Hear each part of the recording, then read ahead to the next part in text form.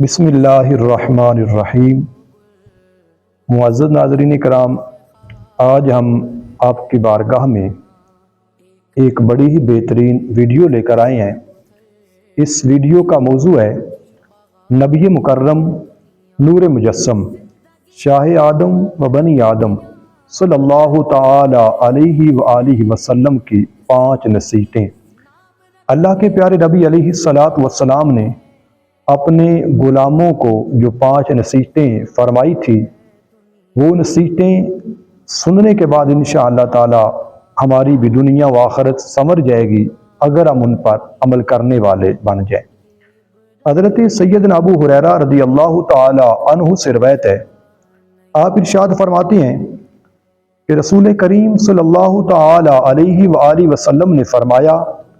من یاخذ عنی ہؤلاء الکلمات،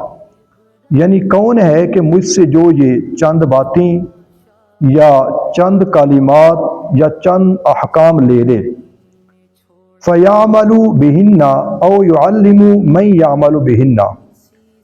پھر وہ بندہ خود عمل کرے یا پھر کسی ایسے کو وہ کلمات سکھا دے کہ جو ان پر عمل کرے۔ حضرت سیدنا ابو ہریرہ رضی اللہ تعالی عنہ ارشاد فرماتے ہیں کہ میں نے عرض کیا کہ یا رسول اللہ صلی اللہ تعالی علیہ وآلہ وسلم، میں حاضر ہوں، یعنی آپ یہ کلمات مجھے سکھا دیں، یہ احکام مجھے سکھا دیں، میں خود بھی ان پر عمل کروں گا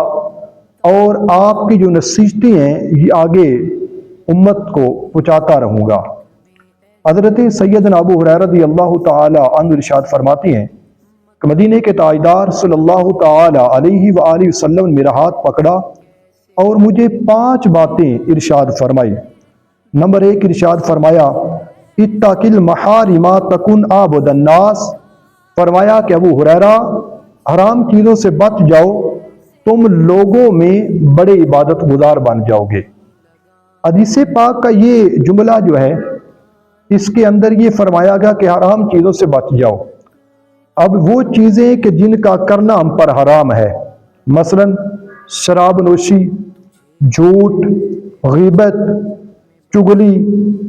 یہ ساری کی ساری چیزیں حرام ہیں، ان سے بچنا،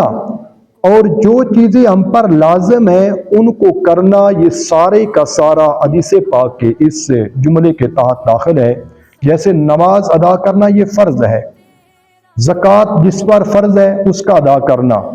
ایسا بندہ جو حج کی استطاعت رکھتا اس پر حج کرنا فرض ہے،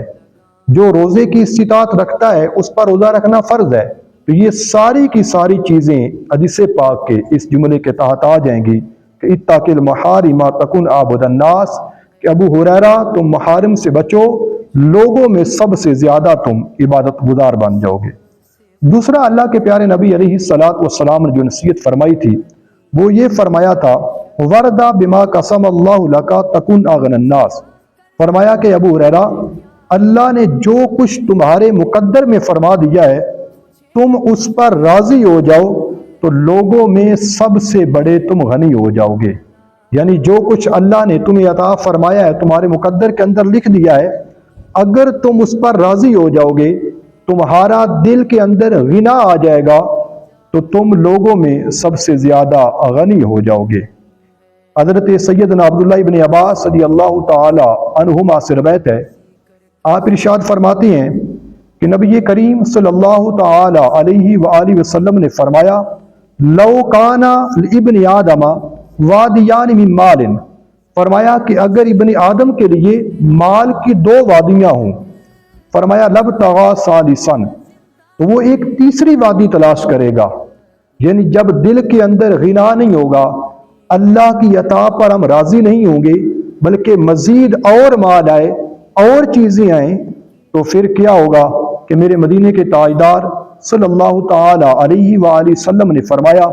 اگر ابن آدم کے لیے مال کی 2 وادیاں ہوں تو وہ بس نہیں کرے گا، بلکہ فرمایا لابتغى ثالثا، وہ تیسری وادی کی بھی تلاش کرے گا، کوشش کرے گا۔ پھر میرے پیارے آقا نے ارشاد فرمایا، وَلَا يَمْلَأُ جَوْفَ ابْنِ آدَمَ إِلَّا التُّرَابُ، فرمایا کہ ابن آدم کا پیٹ نہیں بھرے گا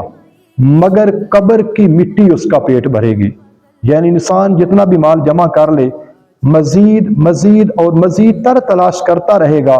ایک دکان سے دو، دو سے چار، چار سے آٹھ کوشش کرے گا، ایک گاڑی سے دو، دو سے چار، چار سے آٹھ کی کوشش کرے گا، مزید کوشش کرے گا اور سے اور مال آئے، تو میرے پیارے آقا علیہ الصلوۃ والسلام ارشاد فرماتی ہیں ابن آدم کا پیٹ پھر بھی نہیں بھرے گا، ہاں قبر کی مٹی اس کا پیٹ بھرے گی۔ پھر فرمایا وَيَتُوبُ اللَّهُ عَلَىٰ مَنْ تَابَ، تاہم جو توبہ کرے اللہ تبارک و تعالیٰ اس پر اپنا کرم فرماتا ہے، یعنی جو اللہ کی پاک بارگاہ کے اندر گڑ گڑائے، معافی مانگے اور مال کی محبت دل سے نکال دے، اللہ تبارک و تعالیٰ اس بندے کو غنا عطا فرمائے گا۔ پھر میرے پیارے آقا علیہ الصلوۃ والسلام نے جو تیسری وصیت فرمائی تھی وہ یہ فرمائی تھی وَأَحْسِنْ إِلَىٰ جَارِكَ تَكُنْ مُؤْمِنًا، فرمایا کہ ابو ہریرہ اپنے پڑوسی کے ساتھ اچھا سلوک کرو، تم مومن ہو جاؤ گے، یعنی کامل ایمان والے ہو جاؤ گے۔ پڑوسی کے حقوق بیان کرتے ہوئے ہمارے پیارے آقا مدینے کے تاجدار صلی اللہ تعالی علیہ وآلہ وسلم نے ارشاد فرمایا، حضرت سیدنا ابو شریح خویلد خزائی رضی اللہ تعالی عنہ اس حدیث پاک کے راوی ہیں، فرماتے ہیں کہ مدینے کے تاجدار صلی اللہ تعالی علیہ وآلہ وسلم نے فرمایا واللہ لا یؤمن، اللہ کی قسم وہ بندہ کامل مومن نہیں ہے، واللہ لا یؤمن، اللہ کی قسم وہ بندہ کامل مومن نہیں ہے، واللہ لا یؤمن، اللہ کی قسم وہ بندہ کامل مومن نہیں ہے، یعنی 3 مرتبہ اللہ کے پیارے نبی علیہ الصلوۃ والسلام نے قسم اٹھا کر یہ فرمایا کہ وہ بندہ کامل مومن نہیں ہے۔ عرض کی کہ یا رسول اللہ صلی اللہ تعالی علیہ وآلہ وسلم کون سا بندہ کامل مومن نہیں ہے؟ مدینے کے تاجدار نے ارشاد فرمایا کہ جس کی شرارتوں سے